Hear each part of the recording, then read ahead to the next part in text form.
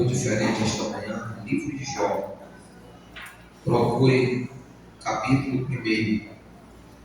Procure o verso 1. Glória a Deus. Depois você segue e vá para o capítulo 42 do mesmo livro. Segure a Bíblia. Glória a Deus. Quero louvar a Deus por essa manhã, por esse momento especial. Quem encontrou, diga glória a Jesus. Glória a Deus. Glória a Deus. Glória a Jesus. Glória a Deus. Jó, 1. Como é que diz a referência bíblica?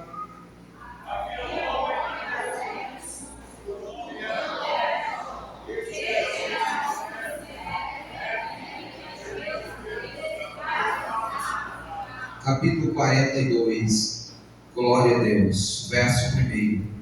Então Jó abre seu coração diante de Deus e declara: eu sei que podes realizar tudo quanto desejares. Absolutamente nenhuma das tuas ideias e vontades serão frustradas. Tu questionaste: quem é este que sem conhecimento obscurece o meu coração? De fato falei do que não entendia, abandonei assuntos sobremodo complexos, sem a dar vida à sabedoria. Tu ordenaste, agora pois ouve-me, e eu falarei. Eu te questionarei, e tu me responderás. De fato, meus ouvidos já tinham ouvido a teu respeito, contudo agora os meus olhos te contemplam. Amém. Podeis assentar. Glória a Deus. Povo de Deus, amados do Senhor, servos de Deus, igreja congregada nesta manhã, neste santo tempo, nessa casa de oração. Os irmãos tiveram uma noite tranquila de sono, amém, meus irmãos? A noite foi boa mesmo, maravilhosa. Glória a Jesus. Glória a Deus. Então, perguntei para o evangelista Márcio até que hora ele entregou o menino, mas ele disse que deu certo de fazer uma entrega rápida aí, fez o delivery do menino para casa. E outro, cadê esse menino? Gato crente. E nós temos uma congregação lá, pastor, que tem um gato da irmã, que todo culto ele participa. É sério, o gato é crente. Lá vai o homem.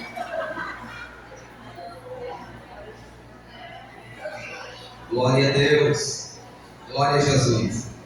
E eu quero dizer aos irmãos que lá na sede, de vez por outra, nas vigílias, a gente, irmão, manda os filhos de vocês que nós vamos entregar em casa. Só isso dá um trabalho para entregar menino até de madrugada, em tudo que é de lugar de longe.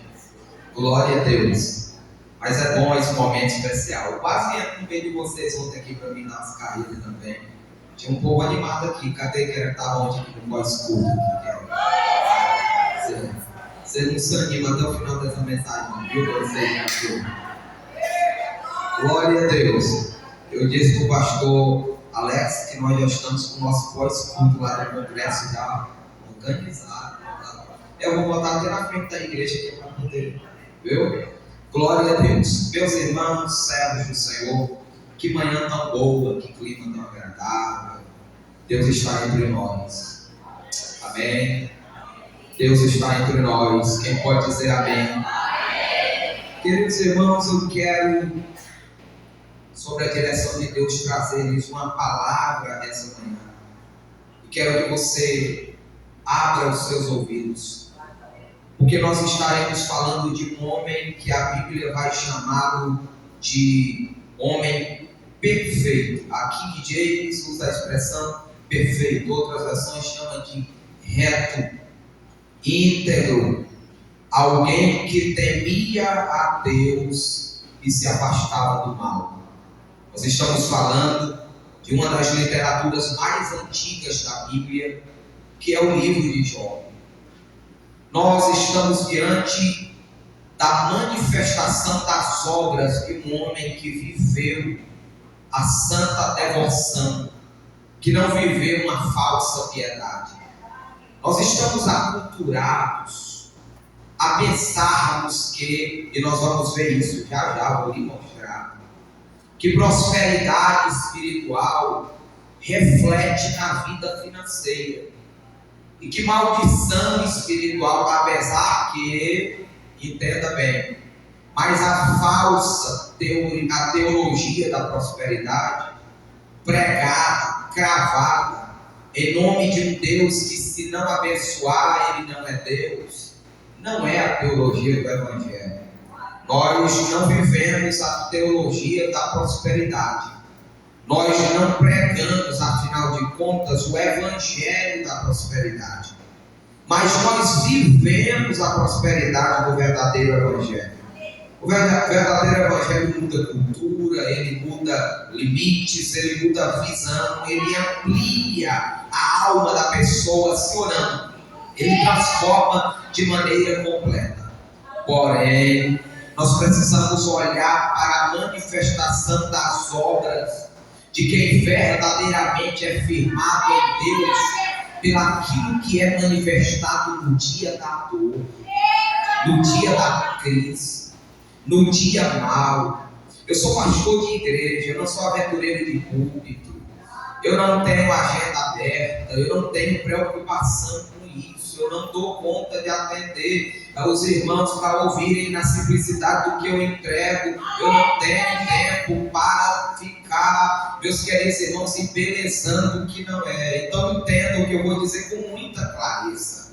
Nós, pastores de igreja, alguns aqui, pastor presidente, evangelistas que estão aqui, nós sabemos que há um sintoma manifesto nessa geração, que na hora que as pessoas entram em crise, elas abandonam a Deus, elas somem da igreja. O pior tipo de gente é aquele que desaparece da igreja e ainda diz que Deus está com ele, né? Some, vai embora. O problema foi com o marido, ela se revoltou com Deus. O problema é com os filhos, ela está revoltada com Deus. O problema é com o patrão, ela está revoltada com Deus. O problema é com o namorado, ela se revolta com Deus. O problema é no emprego, ela se revolta com Deus. O problema foi uma irmã que ela acha que sorriu dela, quando ela ia passando, ela se revoltou, foi com Deus. E assim ela vai embora e fica caçando alternativa. Agora escute o que eu vou dizer aqui. Eu gostaria de lhes mostrar que há uma concentração de Satanás,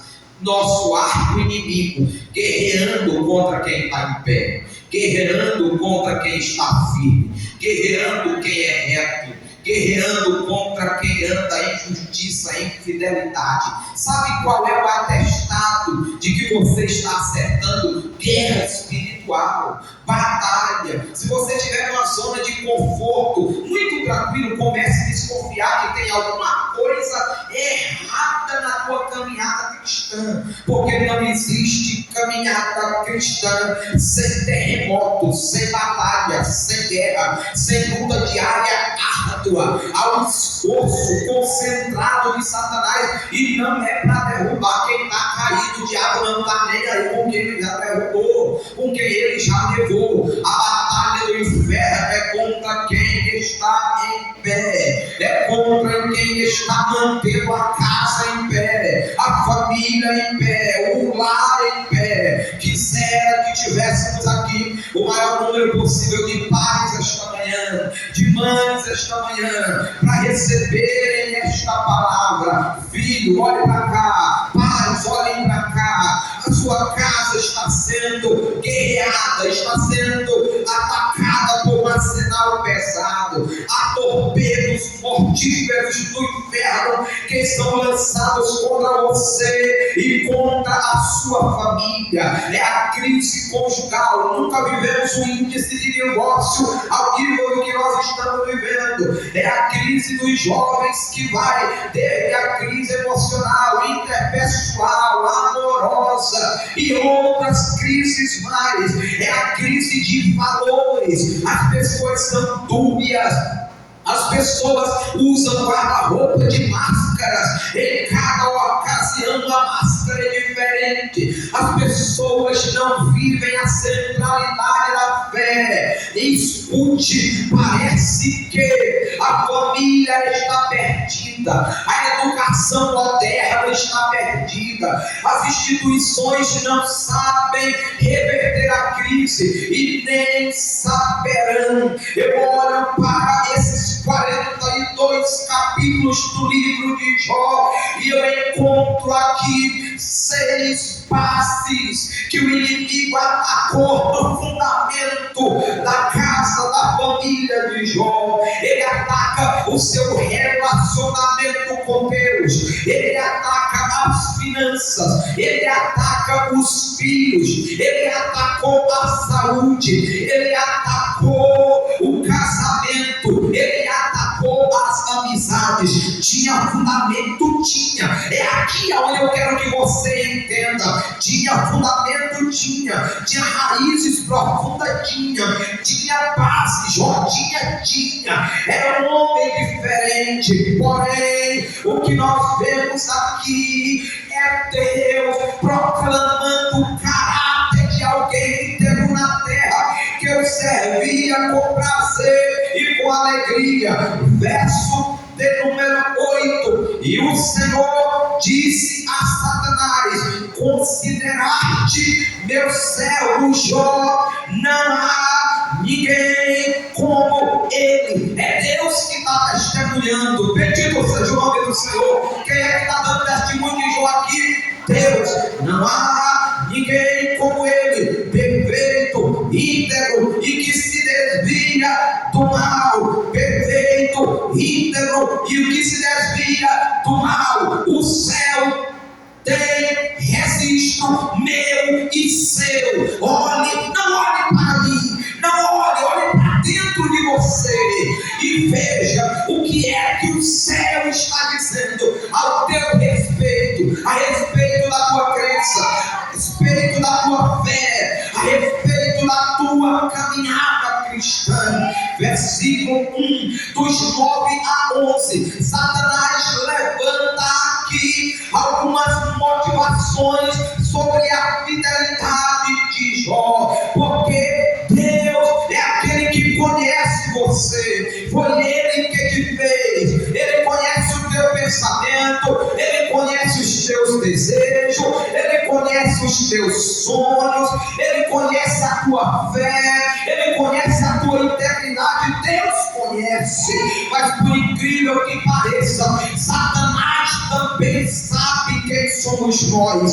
Se nós abrirmos um parêntese e olharmos para a igreja de Laodiceia no Apocalipse, tanto Deus como Satanás sabia a maré baixa que aquela igreja estava passando. É por isso que ela se tornou uma igreja amantíssima do mundo, porque Satanás identificou o tempo de frieza e ali ele agiu. E agora, retornando ao texto, os versos 9 a 11, Satanás levanta algumas motivações sobre a fidelidade de Jó. Ele disse: ele te serve por interesse. Escute-me por favor esta manhã.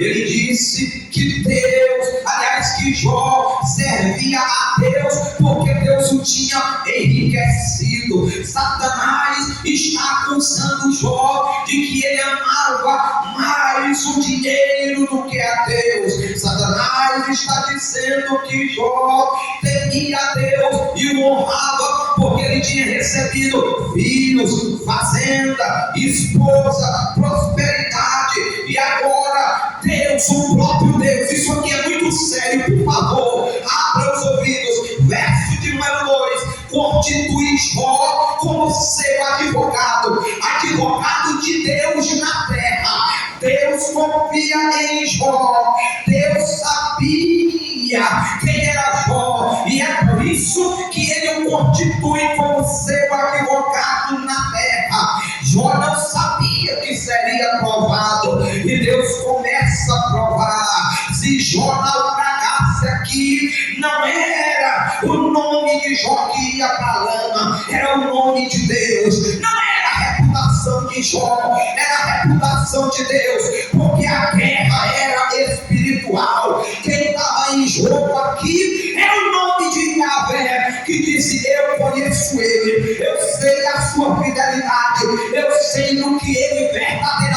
crer, eu sei a sua base, eu sei o seu fundamento, e é aqui que começam os torpedos do inferno na família e na casa de Jó. Capítulo 1, versos 13 ao 20. Satanás acatou todos os bens de Jó. Vem comigo na palavra. Primeiro, ele usa os homens sabeus e caldeus, roubaram e saquearam todos os seus rebanhos. Ele foi expoliado. Jó foi expoliado. Jó foi roubado. Meu Deus, Jó decretou falência. Jó estava no nível mais baixo. Um homem rico, considerado, agora desce abaixo da linha da pobreza. Mas não foi só isso. Satanás usou fogo, queimou ovelhas e servos, e de cada episódio de destruição só sobrava um mensageiro para dizer o que estava acontecendo. Jó, sendo o homem mais rico do Oriente, agora recebendo as notícias, ficou pobre, ficou sem crédito. Na linguagem de hoje, a empresa faliu, tudo acabou, a crise financeira chegou. E por incrível que pareça, e Satanás sabe disso, que a crise financeira é conhecida como a crise das famílias. Talvez o investimento dos sonhos que não deu certo na tua casa, na tua família, o negócio que se frustrou, a empresa que não reage. Meu Deus do céu, olhando para o sistema que nós estamos vivendo, a globalização solapou a sua estabilidade. O jovem que sai da faculdade formado, mas vive sem nenhuma expectativa e nem estabilidade. O pai de família que foi mandado embora com 50, 60 anos e não arranja mais emprego. Quem sabe um acidente, uma tragédia, uma mudança na política da empresa que você fazia parte, a crise financeira bate na tua porta. Você está perdendo o sono, está preocupado, e por várias vezes esse sono perdido e esta preocupação começa a atingir teu coração, começa a atingir a tua fé. Tudo que você construiu ano após ano, indo de água abaixo, isso aqui não é fácil. Satanás sabe que vários casamentos, a primeira ruptura é a ruptura financeira. Casais que não têm projetos familiares, famílias que não têm organização diária. E quando a crise chega, eles estão em uma crise emocional. Aliás, em estado emocional tão fragilizado que eles só vivem de contenda e de briga. O dinheiro dentro de casa não dá. A crise bateu na porta. Eles lembram de tudo, só não se lembram de buscar ao Senhor. Mas não é só isso. Versículo de número 19. Jó era um pai exemplar. Sabe quem era Jó? Jó, ele inspirava amizade no coração dos seus filhos. Jó sacrificava pelos seus filhos. Jó santificava os seus filhos. Ele orava pelos seus filhos de madrugada. Jó priorizava a vida espiritual da sua casa e da sua família. Eu não sei se você está entendendo o raciocínio que eu estou traçando aqui, mas eu estou falando de uma casa estabilizada, em que Satanás agora ataca os filhos de Jó lá em uma festa de comunhão, mata os 7 filhos, as 3 filhas. Eles morreram todos os 10 de uma única vez, 10 velórios em um mesmo dia. A crise financeira já era terrível. Jó raspa a sua cabeça, a sua glória de homem, filhos, pai de filhos, estava indo embora, estava sendo sepultado. Quando os amigos de Jó souberam a notícia que estava ali, que Jó perdera os seus camelos, as suas ovelhas, as suas jumentas, sabe o que é que Jó vai fazer agora? Aliás, e agora, perdendo seus filhos, os amigos de Jó disseram que a habitação de Jó tinha sido amaldiçoada. Eu estou dizendo para você que as pessoas olham para fundamento espiritual, por muitas vezes, através das conquistas materiais. Disseram, na verdade, que seus filhos haviam sido desamparados e destruídos. Mentira! Jó era um grande pai. Disseram que seus filhos eram rebeldes e por isso Deus os havia destruído. Não há uma informação que nos faça crer que eles eram risco. Meu Deus do céu, quem sabe alguém que está me ouvindo aqui esta manhã tenha ou saiba quem tem alguém na família que foi atingido por dados malignos de Satanás, tem tantos pais e tantas mães chorando a todos seus filhos. Dias atrás eu montei uma equipe no Prato da Cruz e nós fizemos várias quentinhas muito bem preparadas no refeitório da nossa subsede e saímos para atender exclusivamente drogados, pessoas, meus irmãos, marginalizados, na verdade, que estão invisíveis para a sociedade. E nós encontramos mulheres grávidas, homossexuais, encontramos desviados da igreja, diácono, pastor, já fui diácono chorando, mas uma crise familiar destruiu tudo, levou embora, e a pessoa estava lá no submundo das drogas, pastor, inclusive que hoje já é calamidade pública. O que nós víamos nas grandes cidades, hoje nós estamos vendo nos mais longínquos interiores do estado. A crise é geral. Quantos Moisés, quantos Mateus, quantos Marcos, quantas Anas que cresceram na igreja, mas Satanás deu contra o fundamento dessa família, ela se desestabilizou e não tinha raízes bíblicas, e os filhos foram embora por causa da crise. Por amor de Deus, me escute esta manhã. Tem gente gritando, tem gente sofrendo. Não se assustem com o que vou dizer agora. Eu estava hospedado na casa de um obreiro, sentindo catinga de droga, porque o filho estava no outro quarto fumando maconha. O pai preferindo que ele fumasse em casa, com medo de ele sair e nunca mais voltar, porque a cocaína, a maconha, o crack não escolhe a tua cara, não escolhe o nível de família que você é. Pai, mãe, obreiros, abramos os nossos olhos, olhemos aonde os nossos filhos estão festejando, que caminho eles estão tomando. Há uma crise instalada, mãe chorando e gritando pelos filhos. Satanás está colocando no coração da nossa geração desobediência, rebeldia, desamor. Tem tanta gente se acabando, pessoas que começaram bem, mas a estrutura da vida está tremendo.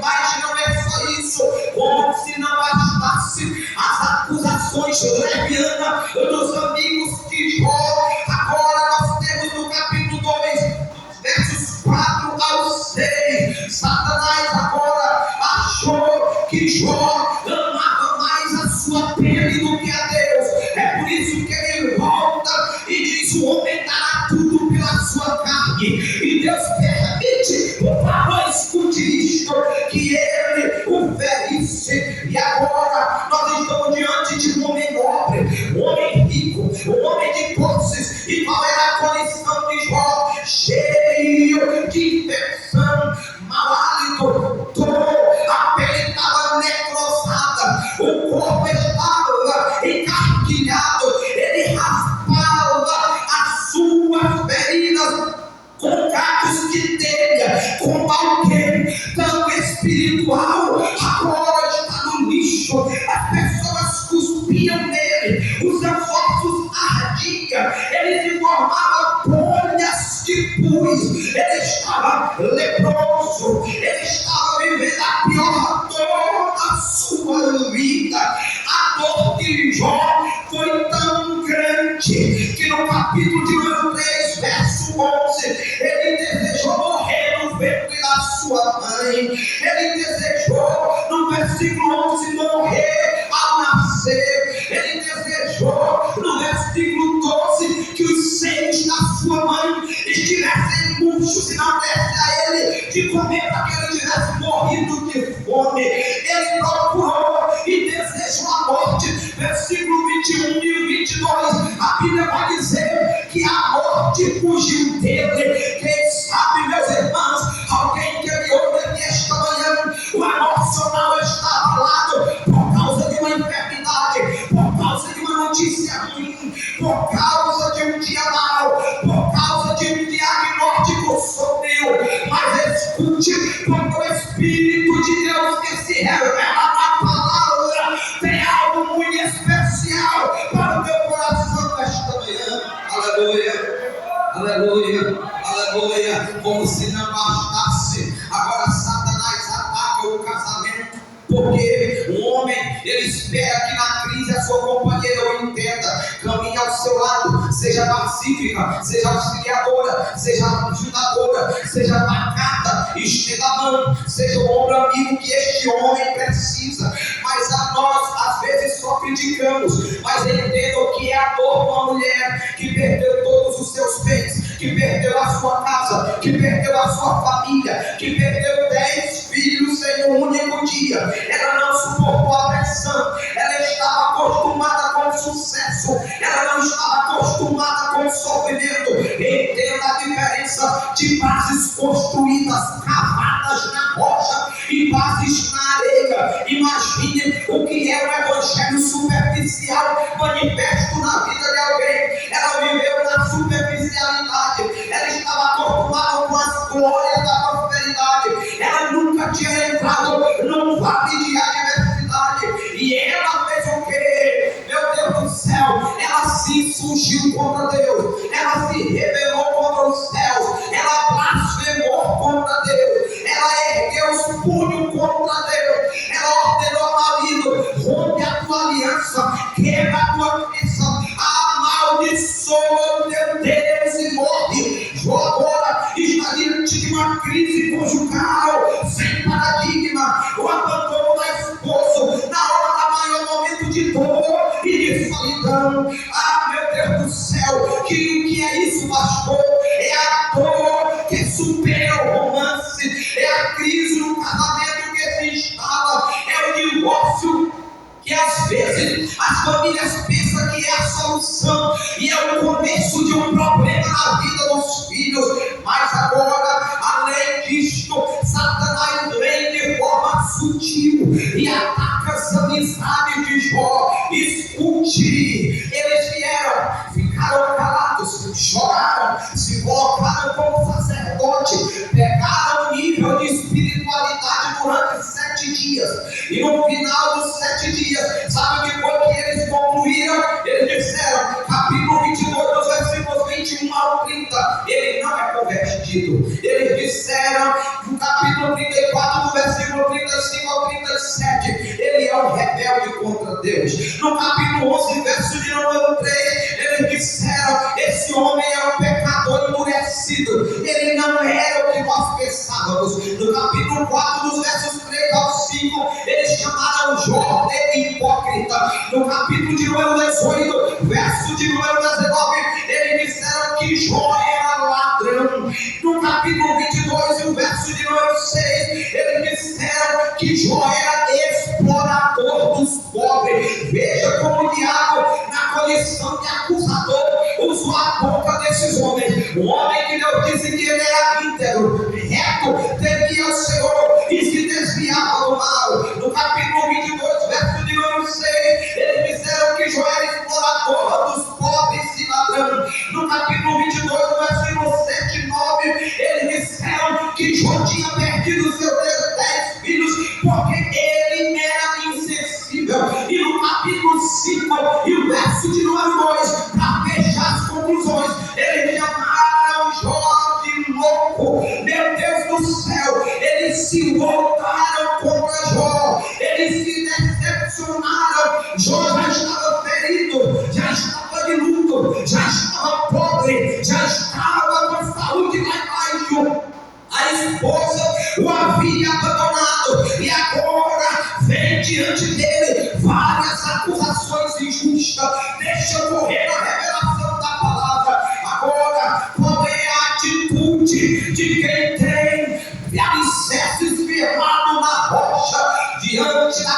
você, diante do drama, diante da dor, diante da angústia, diante do dia mau. Inclusive vem para todos, bons e ruins, pobres e ricos, bonitos e feios, elegantes ou displicentes. O dia mau vai chegar na vida de cada um. Jó, ele não murmura contra Deus, mas Jó desabafa. Por favor, abra os seus ouvidos para você receber a palavra. Jó, na sua angústia, ele levou aos céus 16 vezes a pergunta por quê. Por exemplo, Jó perguntou: por que eu estou sofrendo? Jó perguntou: por que eu perdi meus filhos? Jó perguntou: Deus, por que o Senhor não responde às minhas orações? Jó perguntou: por que eu perdi os meus bens? Jó perguntou: por que meu casamento acabou? Jó perguntou: por que os meus amigos me acusam? Jó perguntou: Deus, por que o Senhor não me mata logo? Jó, ele estava com o coração ferido, ele tem tanta queixa que ele levanta 34 queixas contra Deus. Jó começa a dizer: ninguém entendeu a causa do sofrimento de Jó. Meu Deus, Satanás olhou e disse: ele serve a Deus por interesse. A mulher dele olhou para ele e disse: revolta-te contra o teu Deus, abandona o teu Deus e morre aborrecido do jeito que tu está. Seus amigos disse: em suma, o que ele está vivendo é causa do seu pecado. Jó achou e entendeu porque o justo faz isso, que aquilo era imposição do próprio Deus. Ninguém discerniu que Satanás estava atacando aquela casa, que Satanás estava atacando a visão espiritual de Jó. Por favor, olhem para mim, olhe para mim. A tua vida não é normal. Não é normal. A tua vida não é normal. Os teus dias não são normais.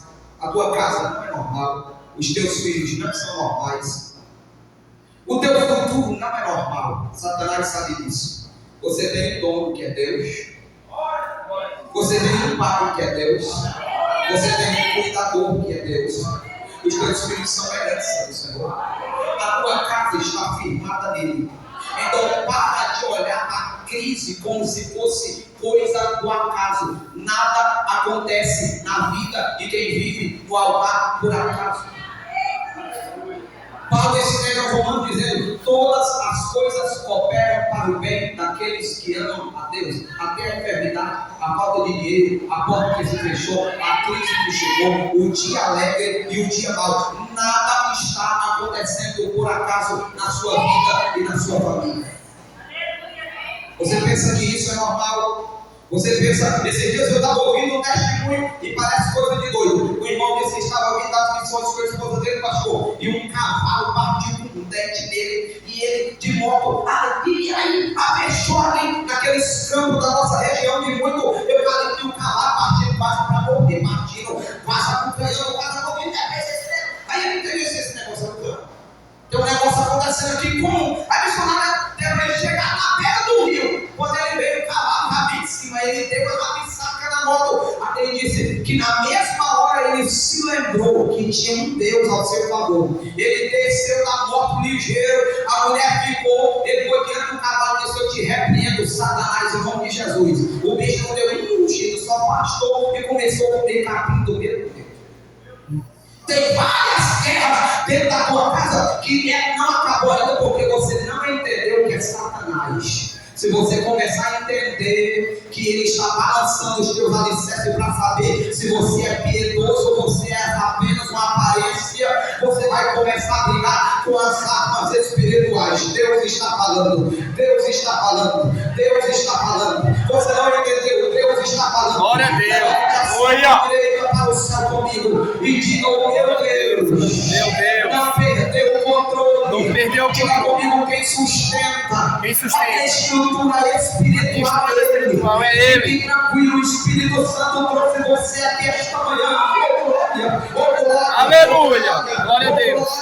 Glória, para dizer que Ele é especialista na restauração, na intervenção da história. Talvez você esteja ferido, maltratado, até enfermo. Pastor, se eu vou contar minha história, o meu passado, o Senhor não vai aplaudir o que eu estou vivendo agora. Você não precisa de aplauso, você precisa de intimidade, você precisa de se aproximar do Deus que você serve. Glória a Deus. Aleluia.